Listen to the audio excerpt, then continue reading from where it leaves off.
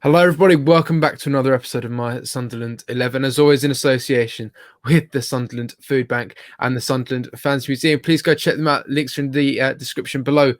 Today's guest, we have another former Sunderland player. This one played from the years of, let me get my statistics right here, 1998 to 2004. Is that right?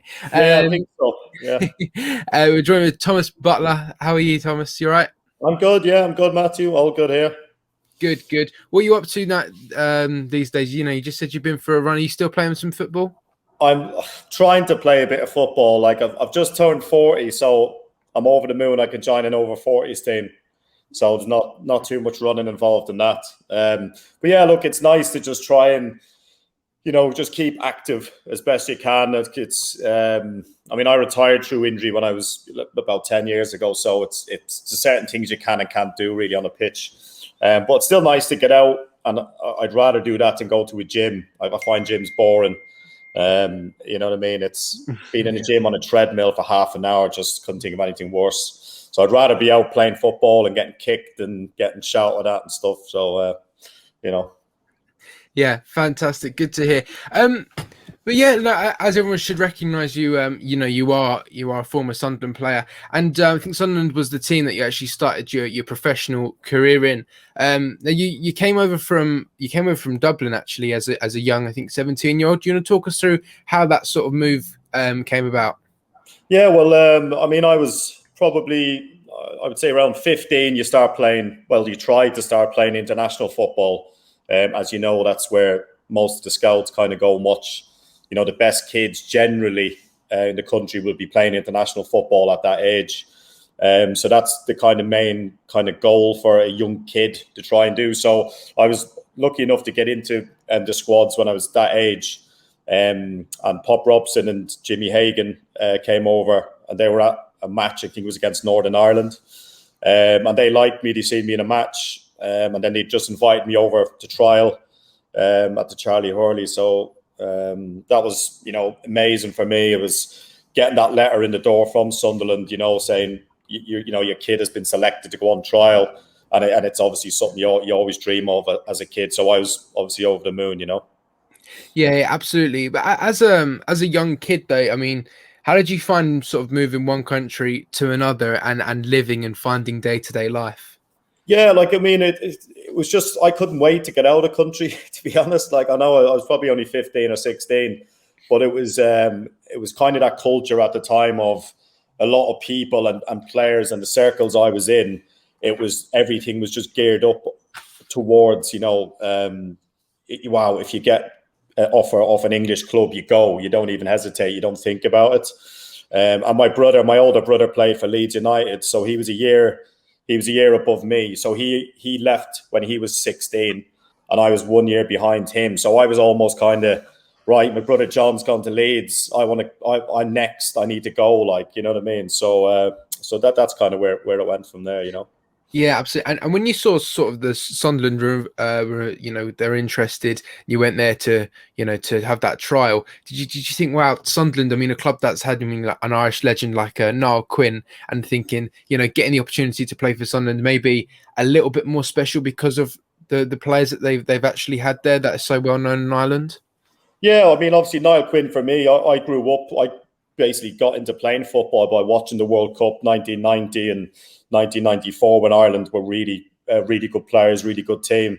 So I was obsessed with football from then, and people like Niall Quinn and stuff like that were obviously my heroes. So obviously it does help. It's it's good for your parents as well to say that, well, Thomas is going over there. At least there's lads there that he should be able to find common ground with straight away. So obviously, yeah, and as well as that, the standard. I mean, Sunderland youth team then was one of the best in the country as well. So it was well known that. I mean, it used to be called the Northern Intermediate League back then. So the teams were Sunderland, Leeds, Newcastle, Middlesbrough were all the like kind of big teams. But you also played Scarborough, Darlington, Hartlepool, and stuff like that. So it was quite physical as well when you came into it. So, but the standard was unbelievable. I remember playing Leeds United's youth team. They had Jonathan Woodgate centre half. They had Alan Mabry. They had like Ian Hart playing in the youth team, Stephen McPhail. Like, so they had probably about 7 or 8 first team players playing in their under 19s. So even those were the levels like you were up against. Going from Ireland straight into that was like a big kind of like wake up call really to the standards, you know? Yeah, I certainly imagine so. But yeah, I mean, coming to Sunderland though, I mean, I think it was Peter Reid was the manager at the time. How was he? How was he with you?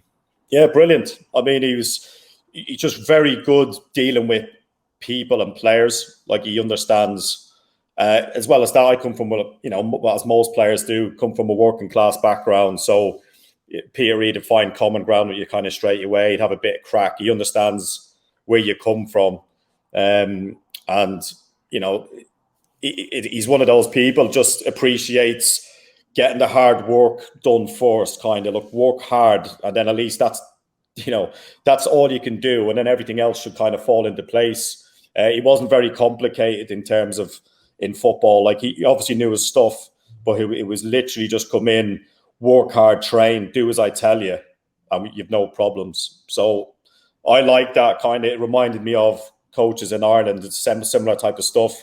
Here's the instructions. You know what to do. If you don't do it, I'll have you, which is fair enough.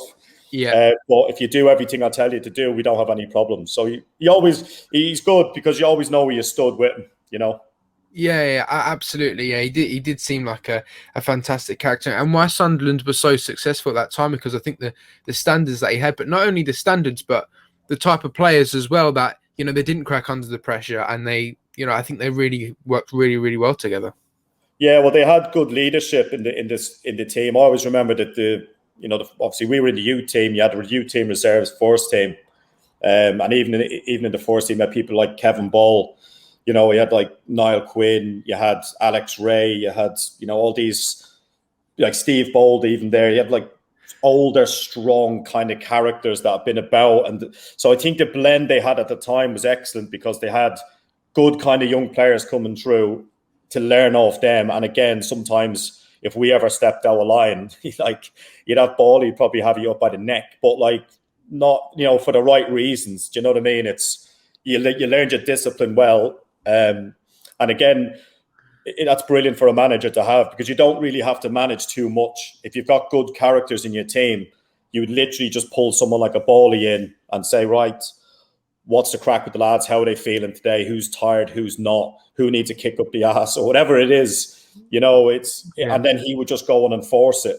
So I just think at the time they had such a good blend, and then Bally wasn't doing it or whatever, someone else would, Mickey Gray or Quinny or whoever it is would open their mouths and speak. So I always find now in modern game probably there's not really much of that around. It's changed a lot. Like a lot of things have changed for the better, but at the same time, they always talk about leadership and players like having to lead, and it's less. I think it's a lot less now than it was.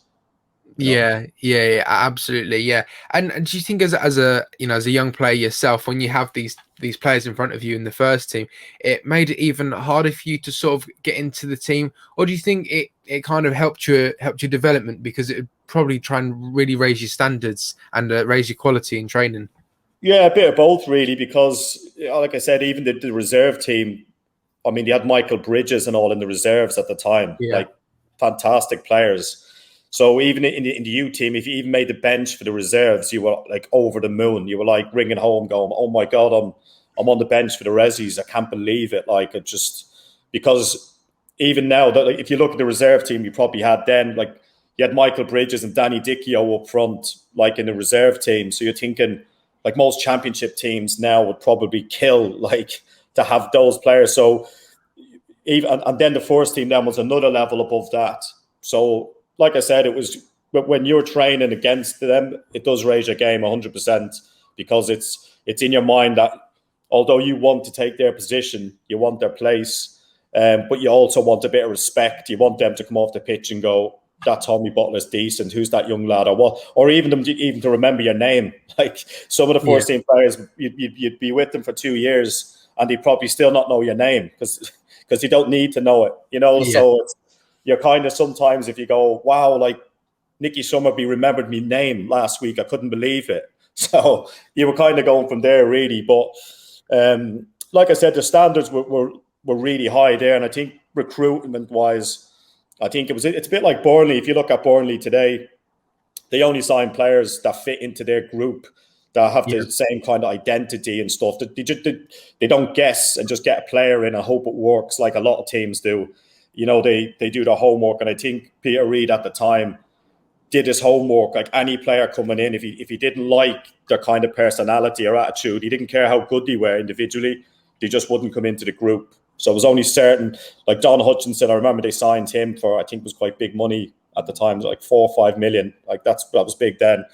And again, Don Hutchinson was like, literally took him a couple of hours to settle into the group. He's the exact same personality as the lads, settled in right away, and he was one of the best players. So again, brilliant from the recruitment people there, and Peter Reid saying, I like Don Hutchinson, he's a good lad, I can have a pint with him, no problem. So, like, again, really simple, like simplified, but, effective, Yeah, definitely. And do you sort of think now in modern day football, the people say they have those like the cliques where in within a group there's little groups and they split off and they don't really feel part of it. And I think we've heard a few stories of that recently at Sunderland where maybe some of the players they don't really like each other, and when you're in a team like that. But do you really think that like under Peter Reid, when you had that really good team, the togetherness, that was a major part of the success? Yeah, it's massive at every single football team, and every player will probably agree with me on it. You never win games or do well or you're successful unless you've got a core good team spirit. Like Mick McCarthy had it as well. When Mick came in at Sunderland, Mick is unbelievable with groups of players. Like he's so good. It's either, again, this is what way I want you to play. This is our ethics, so-called ethics during the week. If you step outside them, you're out. But if you do everything I tell you to do, we'll fly up the league. And it's so simple. And that's the hardest thing, I think, with coaches. I always see coaches, they just complicate things too much. Like they go like too much in depth. Like Howard Wilkinson, we had him, and he was a bit more of a school teacher. Now, some players really liked him, but for the vast majority of players, what do players want? Players want to come in and sweat and work hard and enjoy football. So they're the basics. So if you have players coming into training before it even starts, angry, thinking, God, we're going to be doing a throw-in for 2 hours. Yeah. We're going to be sitting in watching like, I don't know, stats on XYZ for an hour and a half and all this jargon about, it's too academic at times when it doesn't need to be. So again, all the managers I've seen that were very successful just simplified football. And I think obviously with Peter Reid and Mick McCarthy's and these types of people, that's why they were successful, in my opinion. Yeah, absolutely. And I think it's a point that we've been making at Sunderland for the past few years. I think when we're recruiting people, we're only recruiting them based on how many games they've played. Like Stuart Donald was asked, why did we sign George Dobson, for example? And he said, well, if you look at his age and the amount of games he played, that's why we signed him. But no one looked at his attitude was good. I mean, I'll just say that, but no one did actually check his attitude. No one checked what system he fit into. They just went. Same with Will Grigg as well. They saw all the goals. They saw the song. The Northern Ireland fans singing the song, and they went, "We need him." And it doesn't always work out. No. There's too many people, I think, involved in football that have no experience around it, if you know what I mean. And I'm not like carpeting everybody. Like there's some people that have not gone through it and they're brilliant at recruitment or whatever. But some like especially with Sunderland, you see so many clubs just guess. Like, let's guess and get this player in, but he's going to cost 20 million, and you find out, oh well, our system doesn't suit the way he plays. But you should have known that before you got him in. Now there's lots of clubs do it, and it's guesswork, and there's clubs now changing the way that works. As in, you have Brentfords and teams like this. There's no way Brentford, a club, no disrespect to them, should be where they are, and Sunderland's where they are, if you're not in terms of being a big club. But Sunderland, as always, in the last 10 odd years, you see it, Matthew, yourself, like, and ex-players and people will see it. they'll go, why have they signed him? Why if they don't fit into this system? And it's again, I'll blame the owners. Like I believed Stuart Donald and these ones, and I said they sound like they know what they're doing, but they obviously didn't. Like it's clear they didn't understand football. They didn't understand the area, and they didn't understand the basics of what the club needed. And with the recruitment, it's just guessing. Yeah, like you said, Will Krigg. Oh yes, let's get him in, and yeah, there's a song behind him and all, and he'll get the fans going. But if you don't play the right system to suit Will Krigg, why bother? So it's a lot of more emotions instead of common sense. But like it's always happened. So you just hope Sunderland now kind of look, even if it takes another year or 2 years to get it right. Like Southampton did it. Southampton were in League One. I remember when I was at Swansea even playing against them, they'd all these young players coming through. They just had a steady plan to say, look, in 5 years we're going to be here, but we have to stick to X, Y, Z, you know what I mean? And do it. Whereas you just feel with Sunderland, it's a big gamble. It's like, right, if we don't do something in 6 months, let's sack the manager, let's do this and that. And it's very frustrating. Yeah, it is. It seems to be the same every season. Something similar now with our current form. Questions being asked to the manager again and whatnot. It just seems history repeating itself over and over again, which is not really uncommon at Sunderland. We did still talking about managers. You did touch on them earlier. Howard Wilkinson. He came in after Peter Reid. So what was the obviously, I mean, in your words, what was like the difference between their managing styles, and why do you not think it worked out at Sunderland for Howard Wilkinson? Yeah, I mean, like, see, it's hard. Like on the outside, it's me criticizing an ex-England manager who's won the Premier League, and so people will go, "Hold on a minute, you're hammering him." But it's all players have personal preferences. But again, I always speak to the basics of the number one thing for players. Try and keep them, especially when he came in, we were in a relegation battle. So you're thinking, I'll come in, let's get the players up together, let's get them buzzing again, let's get their energy going, and whereas he could come in and he was more, like I said, a school teacher. It was more like every day was education day, sitting for probably an hour and a half doing some sort of, either watching matches or tactics and stuff. And that's fine to a certain degree. But like players probably have an attention span about 5 minutes, 10 minutes, probably max. Anything past that, and you can forget it. The lads are daydreaming, looking out the window, scratching their heads, and like I've done it. And all you want to do is say, "Look, can we go and train?" So then you go out training, and then you'd have a warm up for an hour and a half, and then you'd stop, and then you'd you do something tactical like free kick or a throw in. So you've done the warm-up, you're ready to go into kind of like action, basically. And then you're standing around again, it's freezing, there's hailstones bouncing off your head. And you're just going, this is absolutely most boring thing I've ever done in my life. So you're almost dreading going into training every day because you're thinking, this is so bad. I actually can't wait to leave the training ground. It's that bad.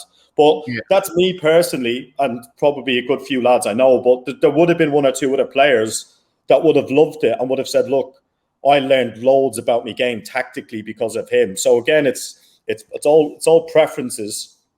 So again, like I would have suited a manager like a Reedy or a Mick McCarthy who just get everyone buzzing, get everyone sweating, and get everyone really competitive in training. So that's kind of the way I grew up in football, which I would enjoy, not the other side of it, if you know what I mean. Yeah, that kind of links back to what we were saying earlier of signing a type of person to fit into the type of system you want to play at a club.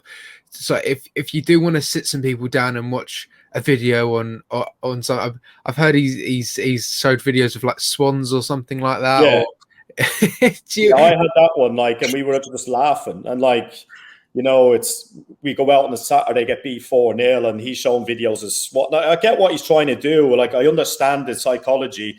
Like, if one drops out of formation, the other guy helps him, and I get it. Like, we get it. Like, but look, we're competitors. Like, get us out sweating. Get us. Like, one thing you can probably do against top teams is be fitter than them.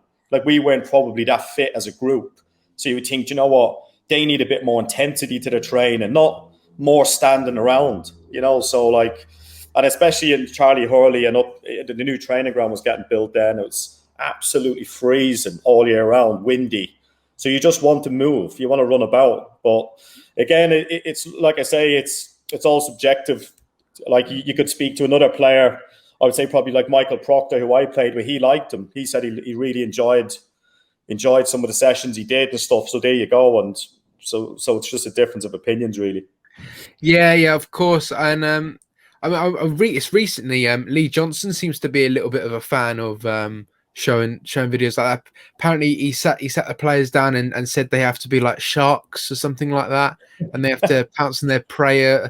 But like when that's being said to you before a match, I mean, what's everyone's reaction? I mean, are you all going to sit there with a straight face and take it seriously if you're told? Yeah, well, you always act like get someone. sharks? Yeah, you always get someone nudging you, and like it's the worst thing ever. It's like, you know, if someone looks at you and you look at them, you're going to laugh. So you have to keep your head down, thinking this is a load of rubbish. What I'm hearing here, we're going out playing against Henry and Perez and Youngberg, and this bloke's talking about geese, like we are going to get absolutely hammered. And someone's nudging you, like, and you're thinking, you know, but like I say, some of them are like, I mean, it depends. Like, it depends where you are in the league. If you're mid-table or like, you know, you're just outside the playoffs, you're not too bothered about videos of anything. It doesn't matter really. Yeah. But like when you're down there and you're and fans, by the way, are baying for blood because they want you to survive. Like, and you're going, Jesus, this guy's showing us videos of this and that. Yeah. You know, but like I say, it wasn't like that all the time. I think it's probably a bit unfair to him, as that's probably one or two things he did that are quite funny. And a lot of stuff he says he's spot on with. You know what I mean? It's just probably the wrong timing for that type of coaching with this group, given that we're in a relegation battle. And again, it's like you say, it's the chairman at the time. He must have interviewed really well. He must have the best interview ever. I'll do this, I'll do X, Y, Z. And a lot of coaches do. But if they don't do the basics, and that's why, like I said, the best managers do the basics, and they're always involved in football. Come into a team that's struggling. What's the thing you do? What's the team spirit like in the group, right? Who are the bad eggs in the group, right? Who are they? We'll get them out, let them go train on their own, and let's keep the good group together. And they just come in and do it straight away, no messing about, which is good, you know? Yeah, that's fair enough. And I think we'll move on and talk about a manager. I think that was a little bit better for you and a lot of the other players. It was Mick McCarthy, and he took over from Wilkinson, and he also, I think, gave you your debut for Ireland as well. So how did you find him as a manager? Yeah, Mick was excellent. Again, like for me, it's just straight talking. You know, like if you were crap in training or you weren't up to it, he'd pull you and say, "What's wrong with you today? Like you were miles off it. Were you sleeping right last night, or is there something wrong outside of football? You got pissed off or something?" Or he was very good at gauging people, even body language. You know, he'd probably be on you in the morning by just how you're walking into train, and he'd go, "He looks a little bit off today," and that. But you could always approach Mick. You could always like pull him in a corridor and say, "Look, Gaffer, like I'm a bit down today," or I don't know, my hamstring's a bit tight or whatever. And he'd probably have a bit of banter with you, but he was just more human. Whereas some managers aren't. Some managers will say hello to you one day and the next day blank you, you know, or one week you're brilliant and you get a 9 out of 10, and then the next week you're on the bench with no explanation. So they're the managers that you hate. You think these guys are a nightmare to deal with because you just can't figure them out. Whereas a Mick would be more, again, like I say, like a people person. Brilliant man manager would be his strengths, you know. Yeah, definitely. And of course, you know, we did have that bad season where we got relegated, but we did bounce back. And I did one of these episodes of Marcus Stewart as well, and he said, you know, the belief that Mick McCarthy gave everyone, you know, at the start of that season, was fantastic, and I think, you know, but as you say, just the way he managed, and he wasn't sitting you down watching any animals flying or anything like that, was he? No, well, just no messing about. Like he obviously do a bit of tactics, which all teams do. Normally on a Friday, you know, it depends, a Friday or Thursday or Friday, you'll come in and they'll have their analysts out way ahead looking at potential threats of teams. And Mick could probably just stand up and go, "Look, lads, we all know who their threats are. It's A, B, C." And they go, "Right, we nullify those threats. Don't worry about them. And you know, worry about our game and let's impose ourselves on them. And once you have a real good go with Mick, he doesn't slaughter you. Whereas, you could lose a game 1 or 2-0, but if he felt you played well and everyone had a real good go, he put his hands up after the game and go, lads, I don't mind that everyone had a good go, but he wouldn't tolerate anyone ducking it. Like if anyone, ducked out of a challenge or, like whatever, free kick, and you put your head down because you don't want the ball to hit you in the head, he'd be on your case, which is fair enough. You know what I mean? So for me, look at Cardiff. He's obviously come into Cardiff when they were struggling, gave them a massive bounce. So it's not rocket science what he does, but he's very effective. Yeah, absolutely. I just got to get on to my last few questions before we go through your team, Tommy. I just wanted to ask, obviously the time came in 2004 when you did actually leave the club. Was that sort of the right time for you? How did the leaving the club sort of thing work? Yeah, I mean, like for me, it's just I've always enjoyed, to play football as a kid. You enjoy it, number one. So I think at Sunderland, especially it was under Howard Wilkinson, probably when it happened. That's where I started to hate football. Like I said, every day going into training was just like, this is going to be awful today. And so it doesn't matter how much money you earn. It doesn't come down to it. It's how long you're kind of not looking forward to playing football or you're down. That was a part of it, but I was also had lots of injuries as well at the time. So I'd have an injury, I'd pull a hamstring and then I'd come back and I'd do all right for like a couple of weeks and then I'd pull another hamstring. So I think the injuries as well took a big toll. And I remember obviously I had 3 operations on my ankle as well. So there's pressure to kind of come back from that, which is fine.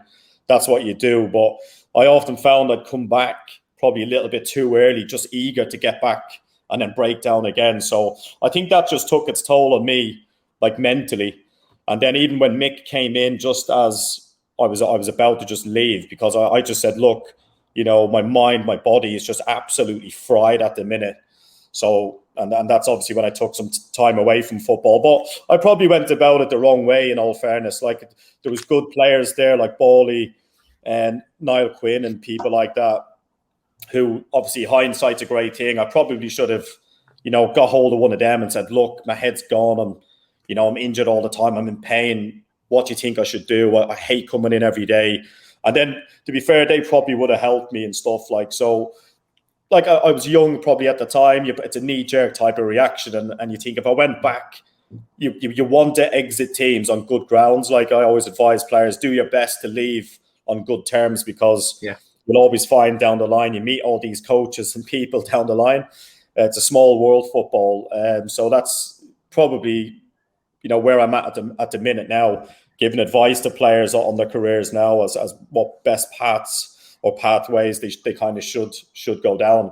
So for me, that was it really. And then I eventually then got back into football and went played up in Scotland, and then made my way back down to Hartlepool with Martin Scott, who was a former player, and just went on from there really. So I was lucky, to be fair, to get back into football, because I mean, a lot of players will probably agree, once you're out of football for more than, say, 6 months and not seen, it's very, very hard to get back into it, because, coaches and managers speak to each other. It's a small world. And especially if you leave on bad terms in a club, it's like getting a reference for a job. The last manager will always ring the new one, or recruitment people speak to each other and say, well, what was that Tommy Butler like? Oh, he just walked out of here and left. So they'll go, oh, well, we're not going to sign him.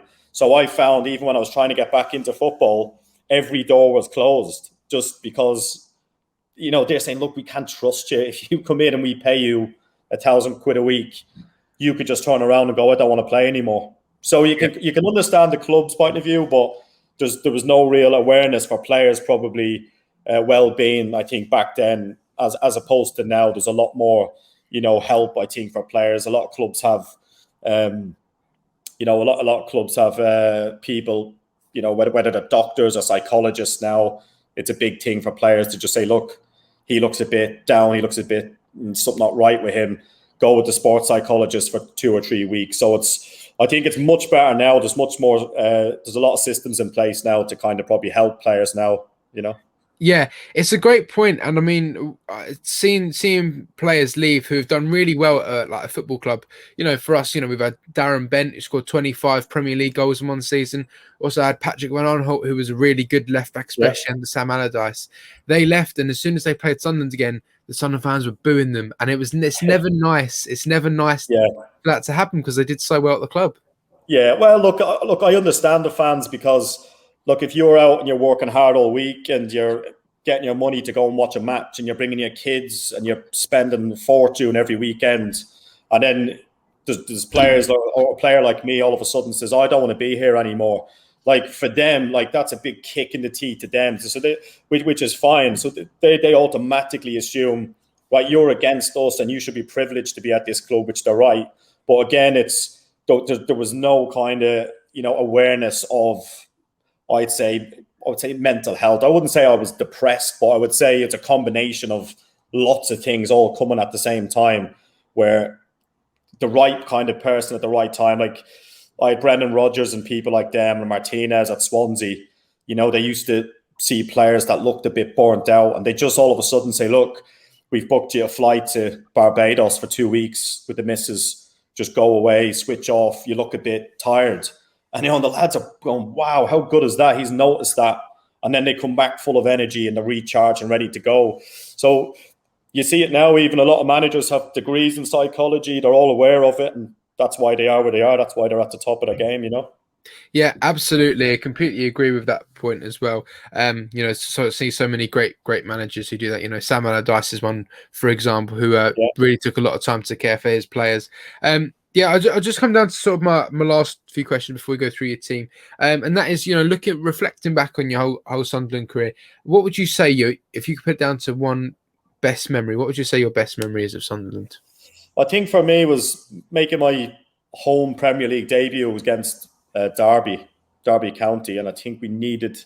Actually, can't really. I think we needed a point because we were right down there, and it was my first start. So again, as a kid, you want to play in the Premier League. It's your dream, and then all of a sudden you're in the tunnel, massive stadium, 40 fans, 46,000 fans, and obviously you're on the pitch with Kevin Phillips and all these quality players. Yeah. And I remember I got man of the match that day. It was my first game really, and it was a shame because it was the last. I think it was the last game of the season or second last game of the season.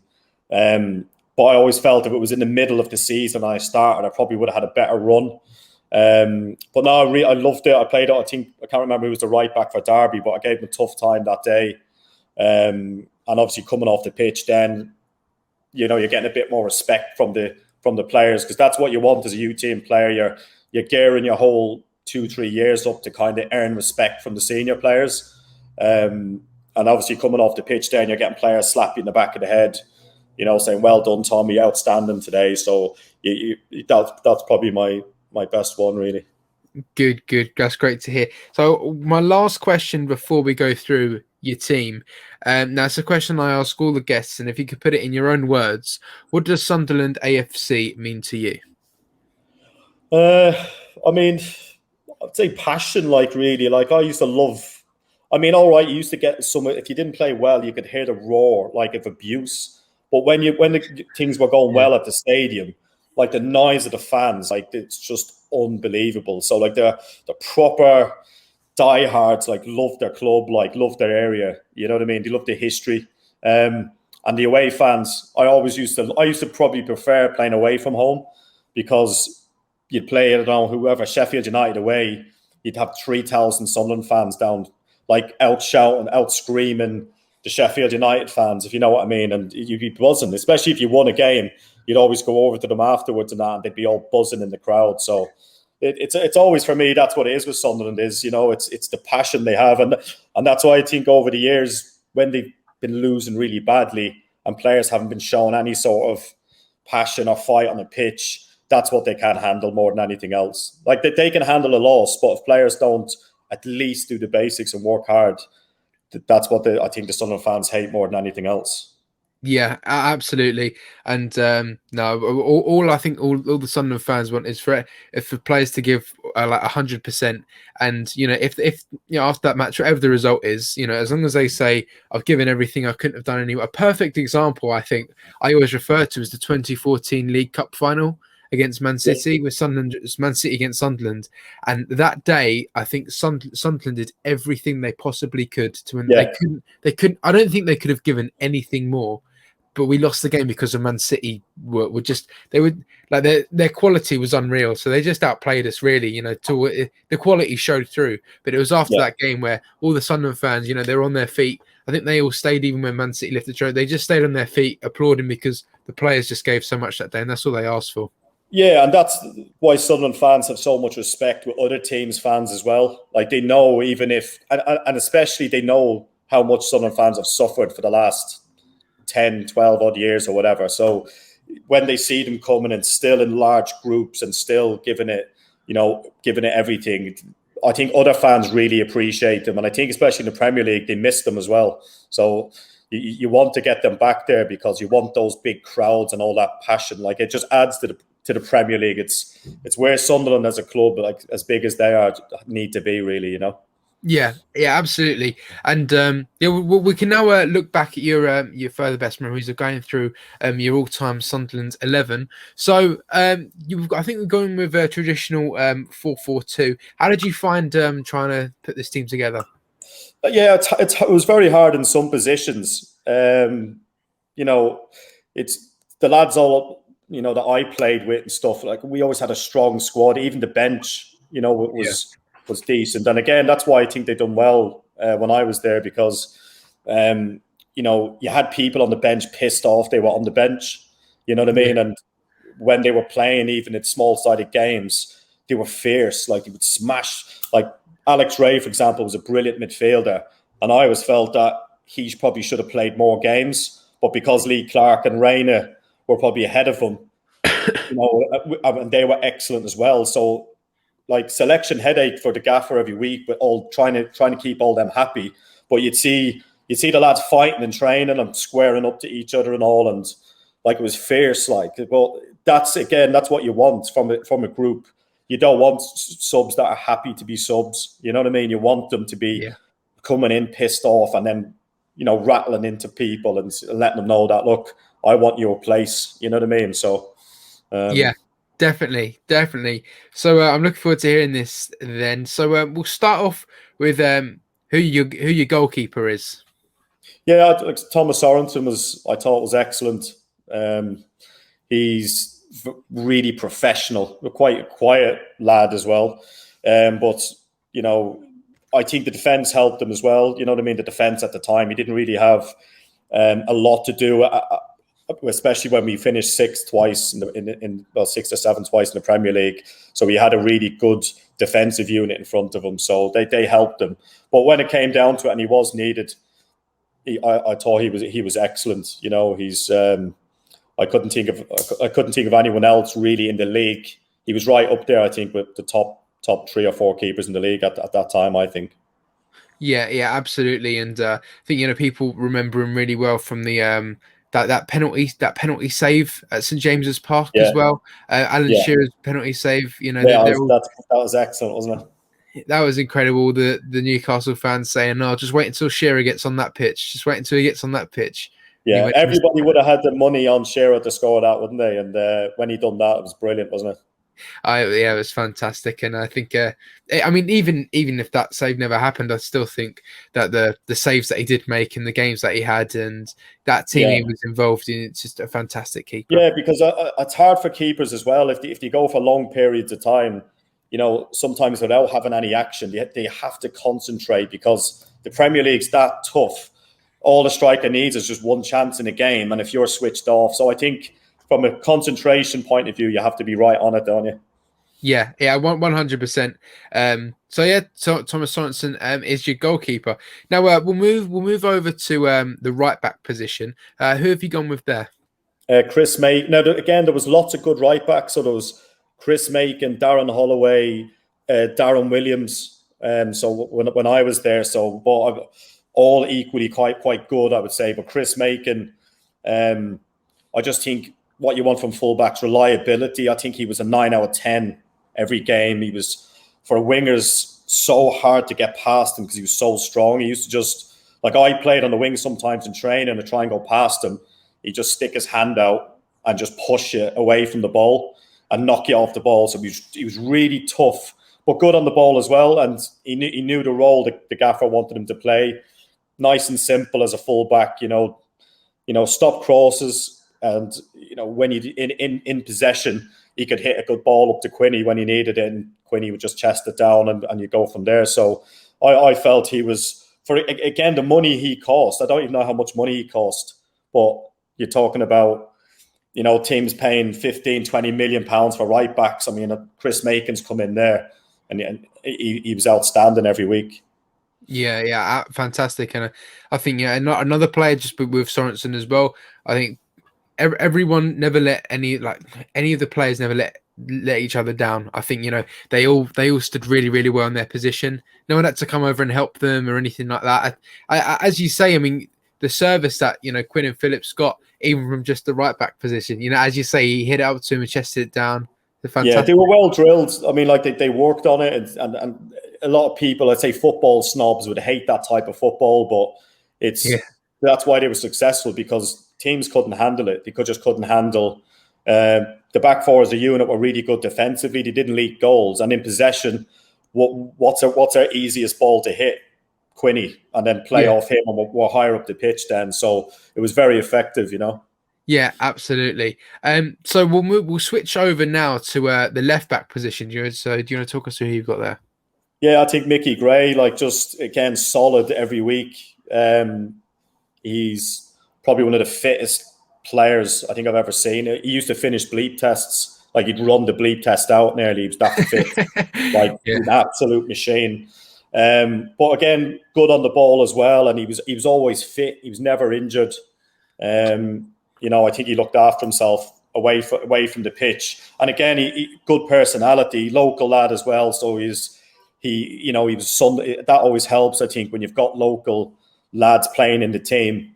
They literally die to just get a result because they're bored into it as kids. So I think with him in the team, he used to do them overlaps all the time. And I think, a few years after that, it was all the trend of fullbacks, attacking and overlap. So I think Mickey probably started it off, I think, at Sunderland, because he was that fit. He could do as many overlaps in a game and still get back into his formation then and defend when needed. Definitely. I don't know if you've seen him on his Instagram, but I mean, he, even at the age of what he's at now, and he's not too old, but he still keeps fit. I mean, he exercises every single day. I think in his living room, he's got all of his weights still, and he's still going. He never ever stops. Yeah, he's a machine. He looks after. I don't think he's been to too many McDonald's, I don't think, in his time, so you can tell that. But again, like I said, he was another big personality in the team, and that's why they were so successful then, Yeah, 100%. So Chris Makin and Mickey Gray are your fullbacks in the team. So we'll head to your central defenders now. Do you want to talk us through each one that you've got there? Yeah, Jody Craddock. I mean, again, they had really good. They always used to have 4 players nearly for each position then, who were not far off it really. But Jody Craddock was another one who was an unbelievable athlete. Very, strikers used to hate playing against him. He used to be up for he used to have some leap off the ground. He's quite tall anyway, Jody, but it's very rare you'd see him lose headers. And he could play as well. He was quite agile. And again, I just think with him, he never really seen a match where he was exposed much. And again, that's what you want from your centre halves. To not be exposed. He wasn't rash. He wouldn't get sent off or take a striker out and let the team down. I just never seen him being exposed. And when he was in possession, Rayner and Clarkey in front of him, just popped the ball into them and let them take care of business. So I think he was a no-brainer, really.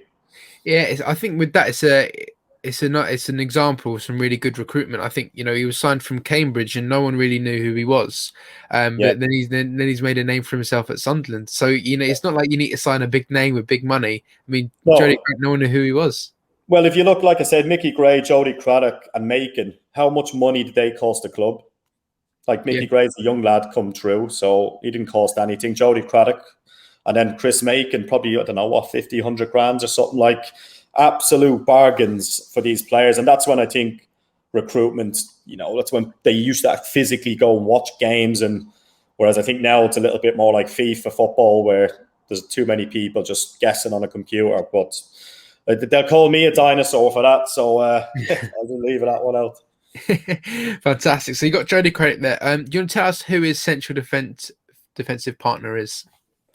John O'Shea, and I played with John all in the Irish setup all the way through, from probably under 15s all the way up through each age group. So I know what John's all about.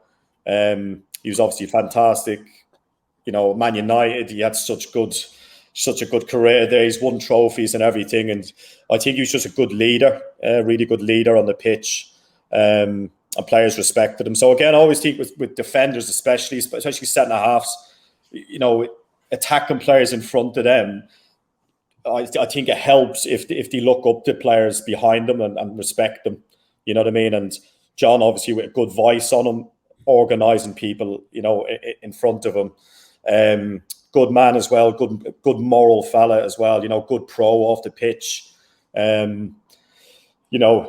Lads were telling me, even here at Sunderland, I didn't play with him at Sunderland, but he had lots of time for fans waiting for autographs and all this type of stuff. He wasn't one where he'd have headphones on and stroll past everyone and ignore them. So I know that's outside of football, but look, the experience he came with, he was a good solid player, John was, So I mean, I think a lot of Sunderland fans would probably have him there in that position. Definitely, I think he spent 7 years at Sunderland. So I mean, quite a lot, quite a long time. And I got a great memory of John O'Shea. I've said it so many times on this series, but I got to walk out the Stadium of Light with him. I was his mascot for one of the games as well. Brilliant. Which was a fantastic experience. But yeah, I mean, he was a great player, and I think when we got him, we sort of all thought in the Premier League, have Man United sort of just let him go because they know he's getting a bit older and they're chucking him over to us. But he really wasn't. He was a really, really solid defender, and I think. Yeah. Even at the age that he played out of Sunderland, I think he got to like 37 or 38 years old, still playing for us, and he was still probably. I think he won Player of the Season as well. So it just shows. And like the stuff around the club that fans and people probably won't see that he does. He would have done a lot of stuff in the community and stuff as well. And I know that doesn't count on a pitch, but he's all around good character really as well as a good player. Yeah, 100%. And he's just celebrated his 40th birthday as well, I believe. I think it was yesterday or something. He could still probably play, I reckon. He'd probably get a couple of years out of him, but you never know. He must be as stiff as me these days. He must be. Possibly, yeah. But anyway, now John O'Shea works his way into your team. So you got your back four and your goalkeeper there. So the next position we'll go to is your left wing. Now, me and you, we spoke about this just before we went on. How you it was a bit of a difficult decision, but you did sort of narrow it down to one player. Just tell us who that player is. Yeah, Julio left wing. Now, like we spoke about, it was tough because Alan Johnson, when I was there, was unbelievable player. On the left wing, as everyone knows, he used to do that little step over and cut inside and just bend balls in the top corner, and he used to do it all the time. So he was unbelievable. But I think Julio, because he was at the club and he was consistent, and he'd done it year after year after year, in the Premier League, the highest level, all the way, in the Championship and stuff as well. And again, Julio, there's another one, probably cost £1 million or something. I can't even remember how much it was.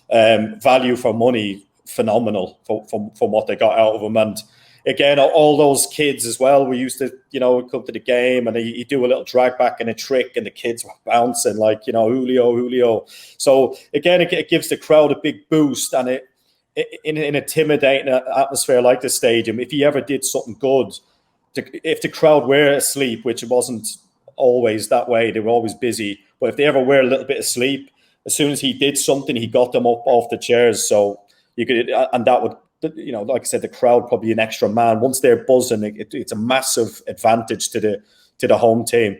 So he would be one that get everyone on their feet, but also he never used to lose possession. Like, so hard to get the ball off him. He's really strong, like low center gravity. If people try and knock him off the ball, they just bounce off him. So I think Julio had everything really there. And like as we were talking about earlier on, he could play left back as well. Like, I played left wing a few times and he played left back.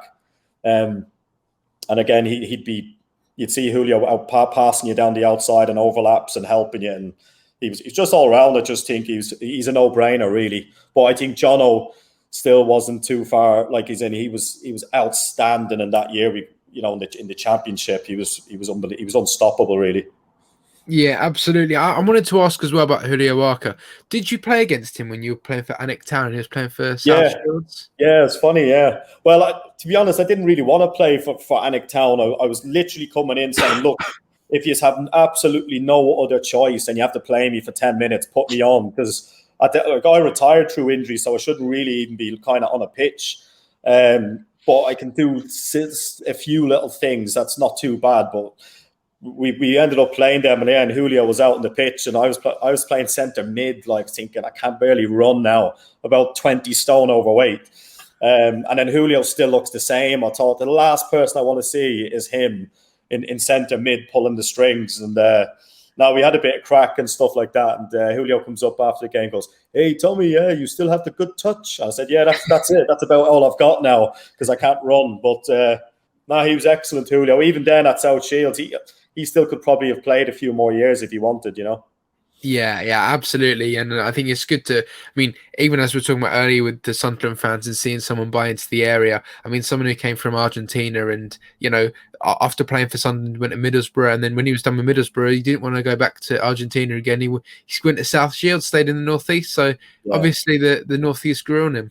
And imagine playing for South Shields. You would have had teams, like you would have had, Newcastle fans playing at that level on teams saying, I'm going to smash Julio Arca. So he would have had coming up against teams every week at that level, people just trying to smash him. And he's putting the ball through the legs, and he's, so fair play to him for having like the courage as well, because I've done it a few times. And, some players just, he used to be a professional footballer. I'm going to smash him the first time I get the ball. And you're thinking, look, you just don't need that when you're finished. You just want to enjoy yourself. But fair play to him though. Yeah, definitely, 100%. So, so we've got so Julio Arca is your left winger. We'll switch over to your right winger. Do you want to talk us through who you've got there? Yeah, I used to love watching Malbronk, even when he was at Fulham. I thought he was just. He reminded me a little bit of Damien Duff again, like that type of like low centre gravity. Never used to give the ball away. The ball just stick to him like glue. I really liked Malbronk there, and probably from my generation, Nicky Summerby played on the right wing, and he had some, his accuracy and crossing perfect player for that team at that time at Niall Quinn. But I think just Malbronk, I just think he had everything really. He would be nice to play with on a pitch, especially if you're a centre midfielder, knowing that I'll give him the ball and he's a good outlet. He'll either get fouled or he'll hold on to the ball and give us a break. And he could make things happen. I just thought he was a very clever player. Yeah, no, he was absolutely fantastic, and he scored a great goal against Hull City. But even that, sort of similar to as you said about Julio Arca, just going around nutmegging people, running on the left wing, running on the right wing. It didn't matter. He was such a great player. He played for Tottenham and Fulham before, and I think we did lose him because I think you had to go back to France for like family reasons or something like that. But as you say that, like earlier, leaving on good terms, he left on really good terms, and a player that Sunderland fans remember really, really well. Yeah. And look, another one, so hard to get the ball off. And that's what you want as wingers or attacking players. You want outlets. Sometimes, you're winning 1-0 and you just want to run the clock down. It's great having players like him in your team because they'll stuck in fouls and stuff like that, and they'll wind the clock down for you when needed to. But they'll also brave. They'll get on the ball as well when there's 2 and 3 people around. They'll take a ball in, and that's a huge asset in the team. Yeah, definitely, definitely. So you got Steve Bronk and Julio Arca as your wingers. We'll go to your central midfield. Do you want to talk us through who you've selected there? Yeah, Claudio Reyna. I remember he came in. He was just unbelievable, left and right footed. Um, Even in training and stuff like that, I'd sometimes be up against him in training, and he was you could just tell he was like 4 or 5 passes already ahead, Yeah, of situations, So he was another one. I just don't think I've probably seen him lose possession. We played Man United. He was up against Roy Keane, Varane, and people like that. He was the best player. He absolutely, they couldn't get near him. He was, again, a really good signing. Typical American. Americans are always super fit. He could run all day. He could get up and down the pitch. So for me, he probably had everything. He had, he had that type of. He could tackle as well if he needed to. Throw a tackle in, which the crowd love it now and again. They'd probably rather sometimes see someone, I wouldn't say get smashed, but just like if a tackle's there to be won, he would be straight into it. But I think the fans appreciate him a little bit more because he had the courage to always want to get on the ball and play, because people have the misconception with Peter Reid and he just likes long ball. Sunderland play long ball. They didn't. Like if you look at Peter Reid and the players that he liked, they were all footballers. Like like I say, like Lee Clark, Reyna, all these type of players in midfield loved being on the ball. So I think for me as a young player coming in, I was a technical player. I like getting on the ball. So having Claudio miles ahead of me and just watching how he trained and played, I probably learned a lot from just watching him. yeah, yeah, definitely. And I think as well, his son plays for Dortmund as well. Sunderland born, and he's doing really, really well as well. So Yeah. it's a family of footballers. Yeah, well, like I say, he's got his old man to learn off, hasn't he? So he's probably got an extra coach at home to teach him little bits and bobs to give him the edge. So no, but like I said, it's one of them where Reyna was. I didn't really see him as having any weakness really for that position. Yeah, yeah, definitely. So, yeah, Kazia Reyna, great choice in your team. So, his midfield partner, who have you selected? Lee Clark, I think I know because he's a Geordie and stuff. I remember when all that happened and he had his jersey on and that, and there was hell on over it. And I think Peter Reid called him in the office and said, "Look, you're going to just have to leave. You just can't do that," which is fair enough. But as a player, again, he's brilliant. He was really good with the young players as well. Like I remember him when I first came on trial. Actually, he came in and gave me a pair of his boots just randomly. So it was like a nice gesture. But our UT manager used to just say, just watch how he trains and watch how he receives the ball. And he's just another one, probably similar to Reyna in terms of technical ability, like his forced touch. Another one, never used to give away possession, and he was so fit, just get around the pitch. I think he would have been probably one of the highest paid players in the team, but justified it.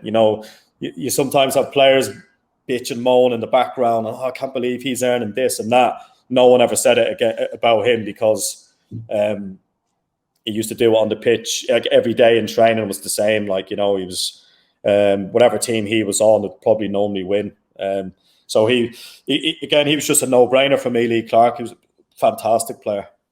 Yeah, yeah. I mean, of course, it's a shame what happened with the t-shirt, thing.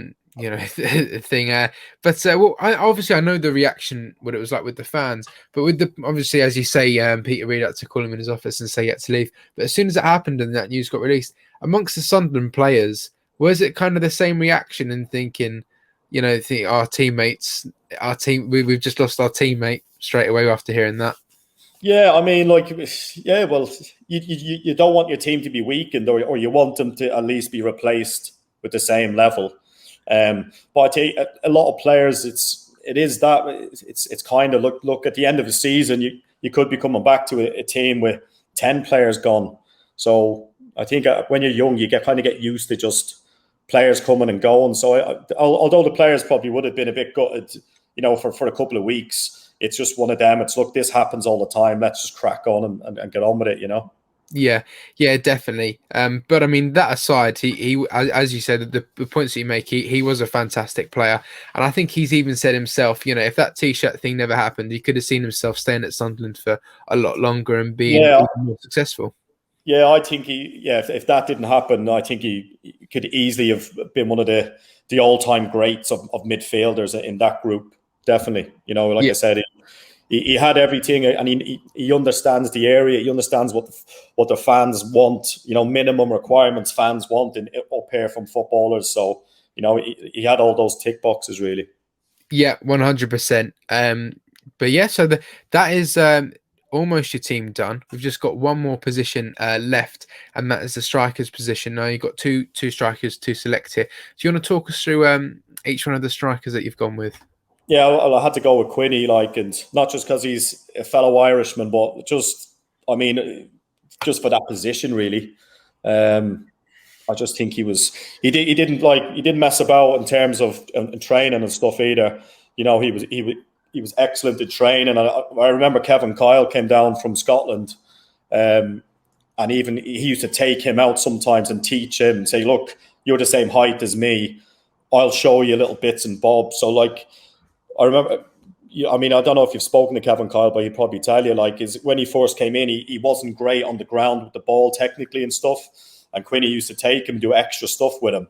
And probably within 6 months, he totally changed how he played. He improved so much. I've probably never seen a player improve so much in my time as a player than Kevin Kyle. But that's, I think, with Quinny, he was that good. He was just showing them, this is what I do. This is how he had that classic. He used to lean in, pretend he was going to head a ball, and then just lean back, chest it, and then turn and score. It's Yeah, so hard to do, but he incredible. used to make things look so simple. And again, um, as an outlet, I always talk about outlets and giving you a break.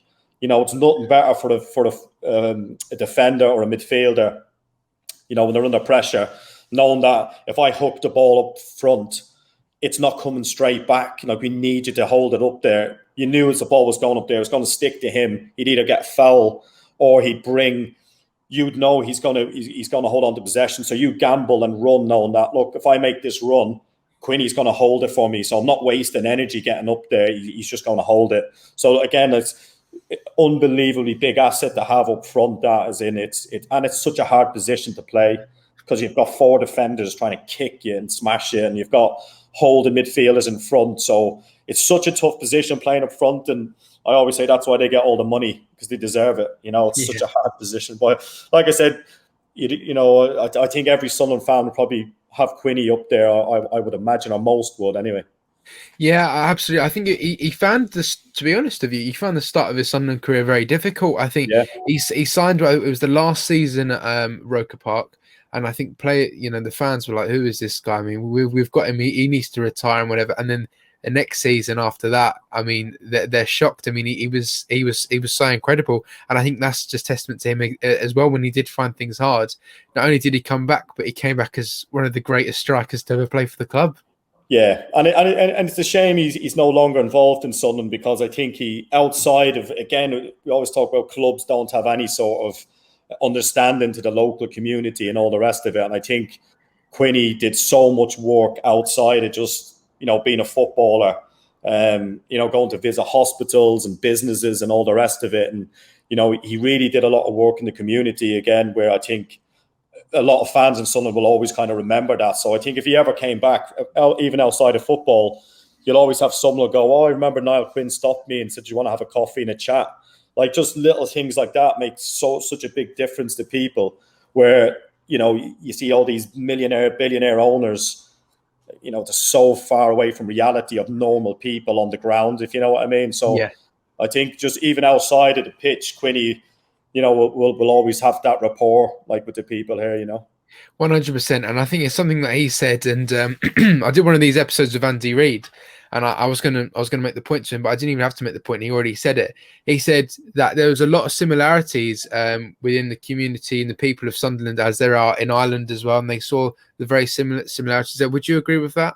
Yeah, definitely. Yeah, it's Dublin. It's again I mean, there's certain parts of Dublin's a big city, but where I grew up was a working class area where wouldn't be many opportunities, but it's the same kind of principles people have. You work hard, you try and look after your family, and when it's time to support your team, you give it everything, that type of stuff. And they always appreciate, people coming back and making an effort in the community, if you know what I mean. So I think they're very similar. That's why I think that Sunderland have always probably had a good Irish contingent of players, but they fit in well. Like, I mean, I live in Sunderland now, and I've been here. Like my girlfriend's from Sunderland, so it's one of those things where I've settled here. I understand the area. It's very similar to being back home in a way. So that's why I think Quinny took to it so well. Yeah, I didn't actually know that you live in Sunderland now, so that's really, really good to hear, actually. So yeah, no, that's fantastic. And yeah, no, as you say, just buying into the area. And I found as well, I think with the footballers I've spoken to, they seem to come to Sunderland, not really understanding or anything. I mean, same with Kevin Ball. He came to Sunderland and said, I don't know, there's a beach. He came up and was like, wait, there's a beach? That's incredible. and he stayed here. So it's amazing, really, to see. Yeah, I think that's what's been tough to see the last 10 years with the team not doing well, because it really does affect the area. Like even my missus, she loves Sunderland, and she's even angry for like 3 or 4 days if they lose a match. So it's a huge knock-on effect of people. Oh, I'm not going to go to the pub, or oh no, we lost today. The proper.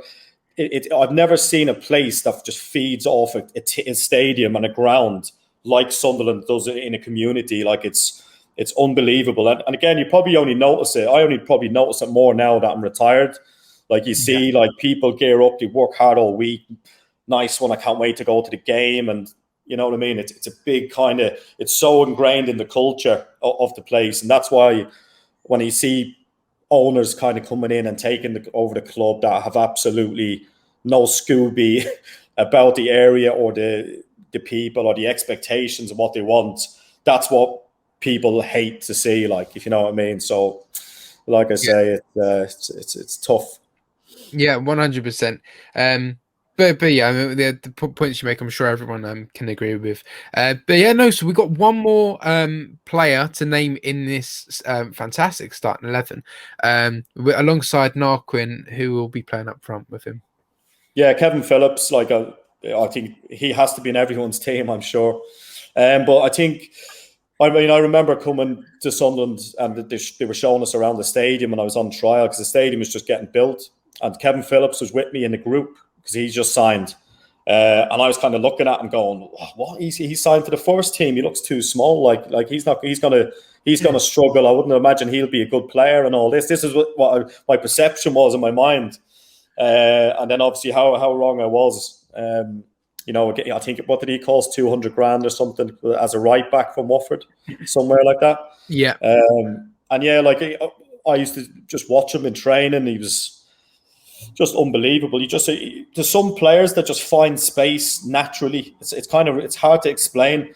Like for me, for example, I'd have to try and run a certain way or try and run a few ways to try and get a yard to get a ball, like to do something with it. Whereas he would just drift automatically in areas and the ball would just come to him and he'd have that yard and he'd score. But I used to sometimes in training just ping balls to him from, say, like behind the goal, and he'd stand on the edge of the box and he'd control a ball with his right foot, just instantly, just kill it.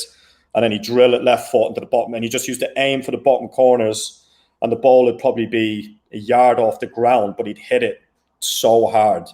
And he just used to practice on hitting bottom corners as hard as he could. So you'd always see him working on that in training and stuff, So and sometimes as well, even when we were struggling in games and we were getting to the stage we were just surviving above the drop in those last few seasons in the Premier League, his chances went from probably getting 10 chances a match to getting one chance or a half chance, and he was still scoring those half chances.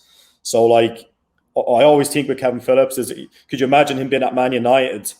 Which we wouldn't have liked, obviously, but if he was at United, he would have scored 50 goals a year. Like, could you imagine Beckham and all these putting balls in for him? Like, he would have scored a truckload of goals. But that just shows how good he was, because he's in a team that so-called, like, all right, every game was a hard game for us, but he'd always score a hard goal. So he was a Yeah. no-brainer, really. Definitely, and I think as well. I mean, for me, I'm not really happy to see the amount of recognition that he's got even now, because no one, a lot of people will know a lot of ex Premier League strikers, but Kevin Phillips is never one of the names that is always there. It's always sort of Rooney, Ian Wright, Shearer. It's no one ever talks about Kevin Phillips and what he actually achieved winning the European Golden Boot. It's something Yeah. no other Englishman's won, and I don't know what you think as well. I mean, the amount of recognition that he gets now is hardly any. Yeah, I don't know. I remember when he got the Golden Boot, and I think Mazda sponsored it, and he got a Mazda MX-5 delivered to the training ground, like as a, if you get the Golden Boot, you get a free car. And I think he got one and just gave it away to charity, like straight away, something like that. Yeah. So, but yeah, I agree. Like it's more so I look at players that play in teams, not like say the big six. If there's strikers or there's wingers or whatever it is, and they're in teams that are not doing too well, and they're not getting much service and whatever, and they're still scoring goals that they shouldn't be. Well, you think, wow, how's he scored that? Like he used to do it all the time. I mean, he'd get that ball, he'd come out to the wing, he'd have that little step inside, and you just bend them in the top corners all the time. Yeah. So again, for 200 grand. I mean, the recruitment people must have been laughing their heads off in the office going, how good are we? We are the best recruitment people in the world. Look what we've done. We've got a right back that costs 200 grand and turned him into a Golden Boot award, striker. So you're right. He doesn't get enough recognition, but it's crazy. Like people obviously up here will always remember him. I mean, they'll know how hard it was, and like playing as a striker is such a hard position to play, and that's what makes him even more impressive, in my opinion. Yeah, definitely, and I think the striker now. I mean, Charlie White gets criticised a lot. So I'm not trying to compare the two, but I mean, he gets criticised a lot for they say he only scores one type of goal, but that certainly wasn't the case of Kevin Phillips, who would score screamers. He would score tap-ins, and he would score. I mean, you mentioned earlier, he was this like small guy, whatever, but the amount of headers that he scored as well. It just shows as well. He was a machine as well. Like, I mean, he'd take his top off and he'd be like an action man, like 8-pack, ripped. Like, you know what I mean? He looked after himself again, and he biggest tree trunks for calves. Like, so do you know who he reminds me of a bit? Aguero.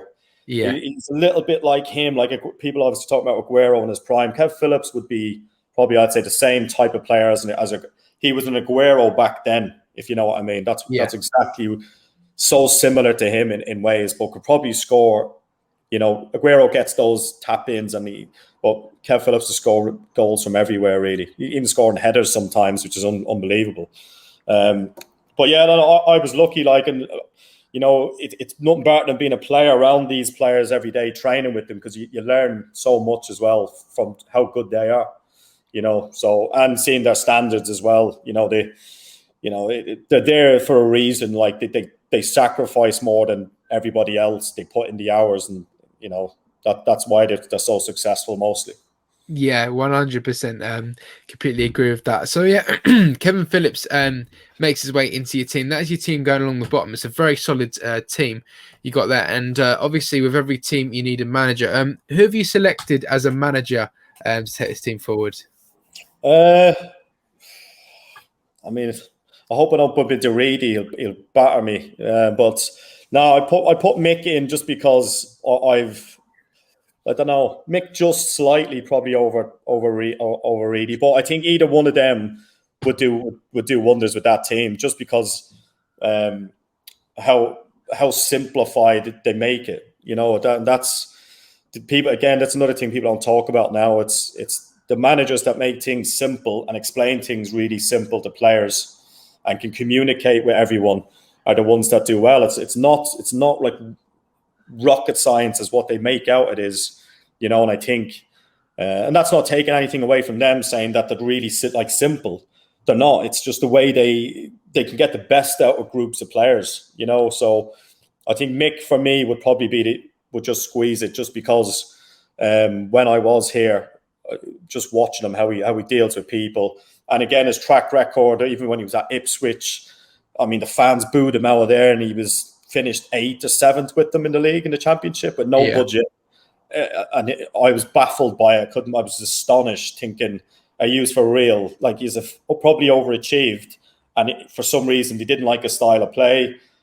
Crazy stuff. And then obviously he goes to Cardiff and does wonders then again. So he's, for me, and I think Mick loved the area as well. He understands what the people want, which is what you want. I mean, Peter Reid obviously did as well. He was very successful, but I think Mick reinforced that with players to make sure that, look, this is the team, this is the area, these are the minimum requirements that fans want, and made the group understand exactly what they wanted, really.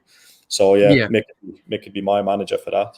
Yeah, fair enough. So it all sounds very good, and I'm sure that team there, managed by Mick McCarthy, would achieve really, really high in whatever league they'd be in. But yeah, no, that pretty much brings us to the end. So Tommy, how have you found going through the team and reminiscing over your Sunderland memories?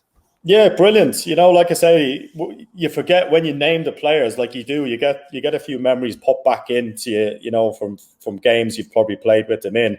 And obviously, it's hard to leave some out. Like I said, in the right back positions, and I've left Alan Johnson out and left Darren Holloway and Daz Williams out of those right back positions. So there's just so many players. You could probably pick a couple of teams, really, but I just felt at that time, those types of players, I probably just looked at and suited probably me as a player, as a technical player. I think, I loved Rain, I loved Lee Clark, because they take a ball anywhere on the pitch. Julio obviously was on another level compared to us all. Like, he was just, he had everything. So, like I said, it was great just to work with these players, and it's a privilege. You only realise it when you're retired, that you've been on a pitch and you've played with these types of players. Like, they've been, because obviously I play Sunday League now sometimes, and it's brilliant. Like, it's watching the dynamics of people just running about and playing football, and you forget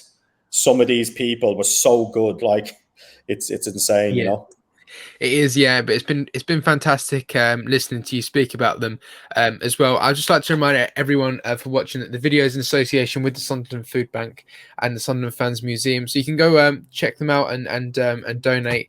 Send what you can, because the work that they've been doing is fantastic. But finally, just before we end, Tommy, if you had a message to the Sunderland supporters watching now, what would you say? I know it's tough. Like, it's just get behind the team, like, because I obviously, look, I know there's the fan situation with COVID, it's tough, like, and stuff, but they do make an unbelievable difference, especially when they do get back in that ground.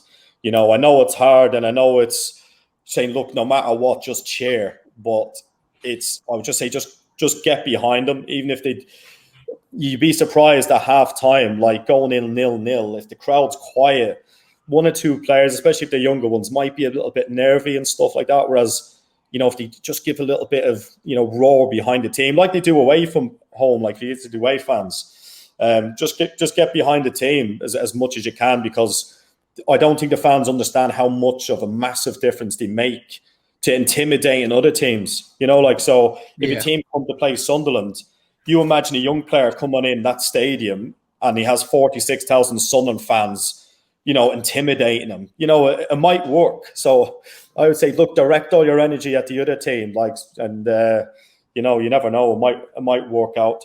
But the team now, I think it's just, they're in that little bit of a, I would say, on a little bit. Look at energy. It looks like they've lost a little bit of energy, haven't they? But you never know. I think either way, look, the support's massive, isn't it? So the players will definitely benefit from it. Yeah, 100%.